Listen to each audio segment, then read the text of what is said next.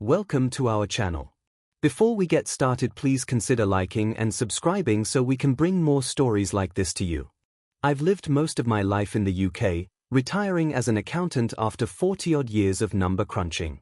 My wife, Jill, and I always dreamed of spending our twilight years in a warmer climate, and our daughter's family was settled in the States. So, after countless Zoom calls and half a year of wrangling with visas and real estate agents, we finally flew across the pond to Florida. The plan was simple: retire in a cozy community where we could rest our feet, tend a small garden, and spend quality time with our grandkids. It sounded like a dream, until Karen from the HOA showed up at our door. Let me set the stage. This community was marketed as a 55-plus paradise, complete with a pool, a fitness center, and neatly trimmed lawns that looked pulled straight from a brochure. We moved into a modest single-story home with 2 bedrooms, a sunroom for Jill's plants, and a small backyard that overlooked a man-made pond. On day 1, we met a few neighbors who were pleasant enough: a retired Navy vet named Carl who played the harmonica in the afternoons, and a no-nonsense nurse called Ruth who walked her Doberman every morning. They welcomed us with warm smiles and typical Florida humor. "Don't worry about the gators, they don't bite unless you're slow." But alongside these friendly souls, there was Karen. 5'4", always wearing large designer sunglasses, she was chairperson of the Homeowners Association board. I'd heard horror stories about American HOAs, but nothing prepared me for the real thing. She wasted no time introducing herself on the second morning, barging onto our front porch just as I was about to sip my first cup of coffee. "Hello, I'm Karen. The A chair," she announced, thrusting a 3-ring binder into my hands. "Here is the community handbook. I assume you've read it thoroughly?" I'd skimmed it, sure. I knew the basics about lawn care, noise restrictions, and exterior paint colors. "Yes, I've reviewed most of it," I said, glancing at Jill who was perched on the porch swing, brow furrowing in concern. Karen pointed to our driveway. "Your daughter's SUV was parked overnight. As you should be aware, driveway parking is restricted after 11 p.m. Only vehicles with a resident sticker can remain." I raised an eyebrow. Our daughter, Sarah, had come for a late dinner and ended up staying the night. I had no idea this was a rule, especially since there seemed to be more empty driveways than cars in this community. I didn't realize that was an issue. Nobody mentioned it when we moved in. Karen folded her arms, tapping a manicured nail against her elbow. "Everything is spelled out in the handbook. It's the homeowner's responsibility to be well-versed on all regulations. Next time, you'll receive a formal warning." I managed a polite smile. It was our second day, and we were already on her radar. Part of me wanted to argue, but Jill squeezed my hand discreetly, her signal to keep calm. So I nodded, apologized, and watched Karen strut away, binder clutched like a weapon. I truly hoped that was the end of it, but Karen re-emerged 2 days later with a new complaint: our trash bin placement.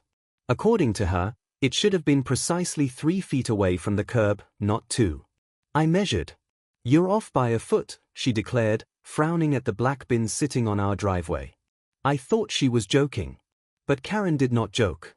She threatened to issue a violation notice, whatever that entailed, if we didn't correct it immediately. So there I was at 6 in the morning, in my pajamas and slippers, dragging the bin a single foot back. Jill stood behind me in the doorway, hands on her hips, speechless. This was just the beginning of a stream of micromanagement that honestly left me baffled. We weren't causing trouble. In fact, we were the quietest new arrivals you could ask for. But it seemed Karen had made it her mission to ensure we were abiding by each paragraph, subsection, and bullet point of the HOA rules. One early evening, Jill was watering her succulents in the sunroom, and I was reading a newspaper when our grandkids, Dylan and Emily, came over. They are both in their teens. Dylan brought a skateboard, thinking he'd use the neighborhood's smooth sidewalks to practice a few tricks. Within 20 minutes, Karen appeared out of nowhere, scolding him for reckless endangerment. Dylan was just gliding around in slow circles, not even jumping curbs. She insisted that skateboards were unwelcome in common areas, though I'd seen older residents riding bicycles and electric scooters all the time. That night, Jill and I pored over the HOA handbook. Sure, we were aware there would be guidelines, but the language was so dense, It felt like an encyclopedia of restrictions. I felt a headache brewing just seeing how many ways we could get in trouble. We started to wonder, was it us? Were we just unlucky to move in next to the strictest HOA chairperson in Florida? I told myself, maybe Karen's just having a bad week. We didn't want any drama. We were new and eager to live peacefully. Yet, in the pit of my stomach, there was a nagging feeling we'd stepped into a different world, one where Karen reigned supreme, and the rest of us tiptoed around her every whim. But the real trouble hadn't even begun. That was just Karen easing us in. About a month into our new life in this retirement paradise, Jill came up with the idea to host a small charity yard sale. She's been passionate about crocheting blankets for local shelters, and she'd also accumulated years' worth of scarves, homemade crafts, and second-hand knickknacks from her friends back in the UK. Our garage was practically bursting with boxes, and we decided a yard sale could help raise money for the local animal rescue. We checked the HOA handbook again, carefully reading for any rules on private yard sales. Turns out they were allowed once a quarter, provided you obtained a permit from the board. A bit more formal than what we were used to, but fair enough. We filled out the forms, paid the nominal fee, and marked the date on the community calendar. Easy, right? Well, we received no feedback from the board for 2 weeks, so we assumed it was approved. Karen must have known about it, she was on every committee and subcommittee out there. But the day before the sale, we got an email from the HOA's official address stating our application was incomplete. No reason given. Just a subject line that read "Yard Sale Permit Denied" in large red letters. Alarmed, Jill rushed over to Karen's house, which was a few doors down. To our surprise, Karen's husband, Bob, answered. He was an amiable fellow with a mild expression, the sort of chap you'd expect to see tinkering with model trains. He invited Jill in, but Karen stayed hidden in her office, apparently on a conference call. When Jill explained the confusion about the yard sale, Bob offered to relay the message. Later that evening, we both knocked on Karen's door again. This time, she stepped out and sniffed, "I told you the application was incomplete. You listed you'd be selling crocheted items, but you didn't specify the brand of yarn. That's a detail we require for record keeping." Jill and I were both stunned. "The brand of yarn?" Jill repeated, barely containing her disbelief. "Is that actually in the guidelines?" Karen gave us a frosty smile. "We have a standard form. All fields must be filled out. Unless I have complete information, I can't approve the event." Now, Jill's the sweetest person you'll meet, but she was on the verge of losing her temper. She had spent weeks organizing this sale and collecting donated items. We already posted flyers around the neighborhood and told a few local shops. It wasn't just a casual yard sale for personal profit, it was a community charity effort. Seeing Jill's frustration, Karen shrugged. "If you resubmit the form tonight with the correct yarn brand, I'll consider it first thing in the morning. But there's a late processing fee of $50 for last-minute changes." She said it so casually, like she was a bank teller collecting a routine deposit. I took a moment, inhaled slowly, and realized we were being played. This was a classic power move. But Jill, ever the optimist, complied. She walked home and meticulously filled in every single blank line Karen might pick on. She included the brand, the color variations, even the approximate yardage of each skein. Ridiculous, but we had no choice if we wanted the sale to happen. The next morning, we waited and waited. By noon, there was still no email, no phone call, nothing. Finally, around 1 p.m., an HOA board member named Harold, who we'd never even met, delivered a note to our door. It was an official permit, yes, but it stipulated we could only run the yard sale between 7 a.m. and 9 a.m. because the board does not want prolonged traffic in the community. 2 hours? That was it? We debated cancelling altogether. Jill was deflated. But we'd advertised a start time of 8 a.m. We had people from outside the neighborhood planning to come by 9 or 10. Cancelling would be such a letdown. Jill's voice trembled with disappointment when she said, "Let's just do it. Even if it's only 2 hours, maybe we can raise a bit of money." So the next day, we scrambled to set everything up at 6:30 a.m. I hammered in a sign, Jill arranged her blankets, scarves, and crocheted animals. A handful of neighbors came early to show support, and we started collecting donations. Everything was going smoothly until 8:45 a.m., when Karen appeared with a clipboard and a stern expression. "You're going to need to wrap this up," she said, glancing at her watch. "It's almost 9. I tried to reason with her, explaining that folks were still arriving, but she folded her arms and insisted. "Rules are rules. If I don't enforce them, I'm negligent in my duties. Don't put me in that position." I suspect she was enjoying it, this display of power. Some of the neighbors who were there, especially Carl, the Navy vet, and Ruth, the nurse, challenged her. "Come on, Karen, it's just for a couple more minutes," Carl muttered. But she was unmoved. Reluctantly, we started packing up. The proceeds barely covered the supply costs, let alone gave us anything substantial for the animal rescue. Jill was close to tears. After everyone left, we sat on our porch, the hot Florida sun beating down, wondering what we'd done to earn Karen's ire. It was clear she had some vendetta, or maybe just a pathological need for control. Little did we know, the yarn fiasco and the truncated yard sale were just her opening acts. Because in the coming weeks, Karen would intensify her campaign, forcing me to stand up for my family and confront her head-on. After the yard sale debacle, Karen seemed emboldened. She zeroed in on any minuscule detail she could find to drag us before the HOA board. One morning, I stepped outside to see a bright orange slip pinned to my front door, a notice of violation. The reason? Improper edging of lawn boundary. Apparently, the grass near the shared walkway was an inch longer than their standard. I'd mowed 2 days before, but Florida lawns can grow quickly. At that point, it felt like Karen was measuring individual blades of grass, searching for an excuse to harass us. I decided enough was enough. I'd had a casual chat with some of our neighbors, Carl, Ruth, and a gentle retired teacher named Miriam. They all shared similar stories of Karen's micromanaging, unauthorized potted plants, minor paint scuffs on fences, overly strict quiet hours. Residents felt too intimidated to push back. But collectively, we were fed up. Miriam suggested that we attend the next HOA board meeting en masse. It was scheduled for a Tuesday evening in the community hall. Typically, these gatherings were snooze fests where Karen presented a list of petty infractions, the board quietly nodded, and that was that. But we decided to show up in numbers.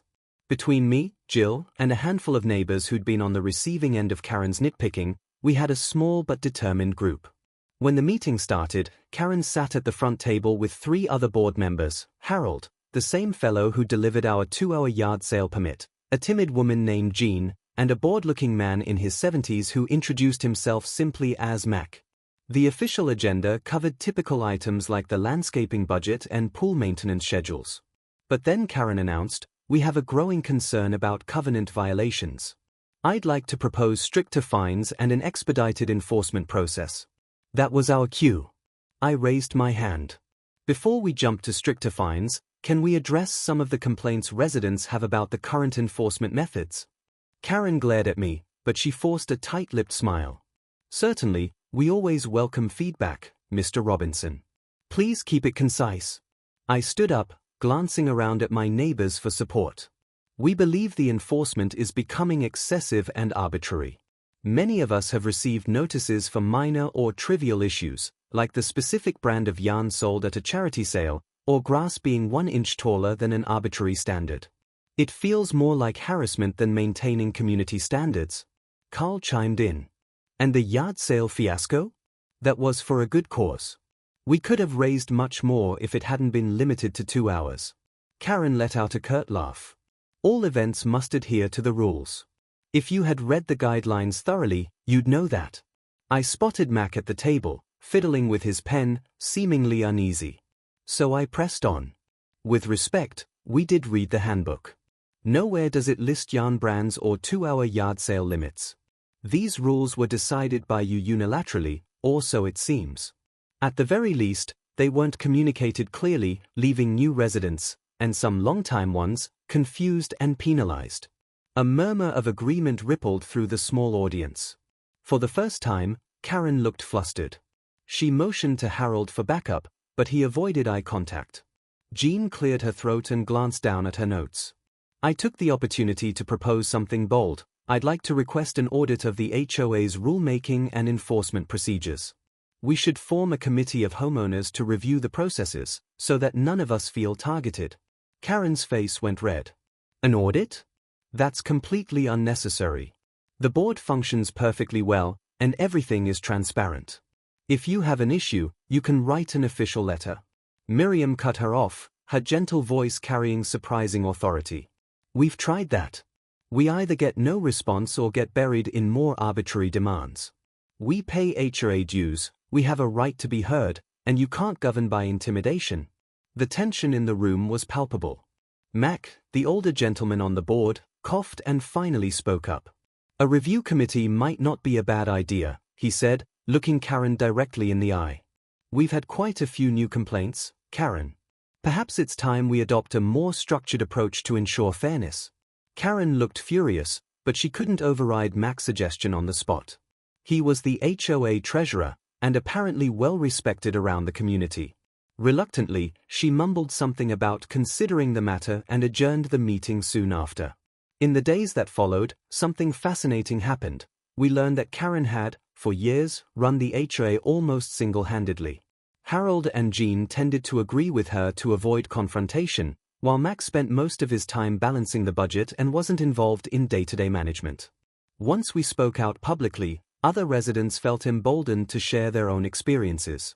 A collective grumbling rose, stories of Karen's overreach piling up. One neighbor revealed how she'd installed a small greenhouse for her orchids, only to find Karen prowling around her backyard with a tape measure, insisting it was 2 inches too tall. Another discovered that Karen had threatened to tow a visiting friend's car for being too old and unsightly, which sounded downright discriminatory. As the momentum built, I drafted a petition requesting a re-evaluation of Karen's position as board chair. People seemed eager to sign, especially after hearing about Jill's crocheted yard sale fiasco. Even Karen's husband, Bob, seemed embarrassed by his wife's antics. Jill bumped into him at the supermarket one morning, and he apologized for Karen's behavior, mumbling about how he just wants to keep the peace at home. Within a week, we had enough signatures to compel the board to hold a special meeting to review Karen's leadership. She tried to stall with legal jargon, quoting sections of the HOA bylaws that no one had ever heard of, but Mac stepped in to confirm that we had followed proper procedure. He scheduled the session for a Saturday morning, giving us all a chance to attend. The final showdown took place in the same community hall. This time, it was packed. Residents, some who I'd never even seen before, crowded in to witness the vote. Karen started by listing all her accomplishments: crisp landscaping, secure community gates, timely collection of dues. But as soon as she opened the floor for discussion, the dam burst. Person after person stood up to recount how they felt bullied, harassed, or singled out. The greenhouse fiasco, the repeated violation notices for minor infractions, the intimidation tactics, dozens of stories came pouring forth. Eventually, Mac called for an official vote of no confidence in Karen's ability to chair the HOA. Eyes shifted around the room. Even Harold and Jean looked uncomfortable, especially with so many neighbors demanding change. When the hands went up, it was overwhelming. Karen was voted out as chair by a landslide. The look on her face was a mix of shock, rage, and humiliation. That afternoon felt like a breath of fresh air. The board appointed Mac as interim chair until they could hold proper elections. We returned home with the satisfaction of having stood up for ourselves and winning. Of course, Karen still lived in the neighborhood, and we crossed paths occasionally. But she couldn't wield her petty clipboard or binder of obscure rules anymore. Whenever I see her walking her yappy little terrier, I just nod politely and keep on my way. Since then, Jill and I have settled into our retirement more peacefully. We still keep a tidy lawn, follow the sensible rules, and make a point to join community events.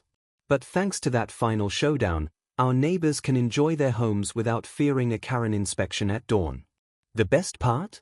Our next yard sale, fully approved by the new board, ran the entire weekend.